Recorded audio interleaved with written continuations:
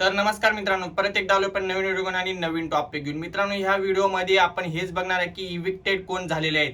मित्रांनो, घराच्या बाहेर गेलेले सदस्यांचे नावे. तर व्हिडिओला शेवटपर्यंत बघा, कारण की ह्या व्हिडिओमध्ये क्लिअर कट नाव सांगणार आहे आणि हे सदस्य कन्फर्म बाहेर गेलेले आहेत. त्याच्यामुळे व्हिडिओला शेवटपर्यंत बघा, न स्किप करता, तेव्हाच व्हिडिओ समजेल आणि कोण बाहेर गेलेत हे पण तुम्हाला समजून जाईल. तर चला मग व्हिडिओला सुरुवात करूया. त्याआधी मित्रांनो सांगतो, तुम्ही जर आपल्या चॅनलवर नवीन असाल तर चॅनलला सबस्क्राईब सुद्धा करा आणि व्हिडिओला लाईक केल्याशिवाय जाऊ नका आणि कमेंटमध्ये तुमचं मत नक्की मांडा.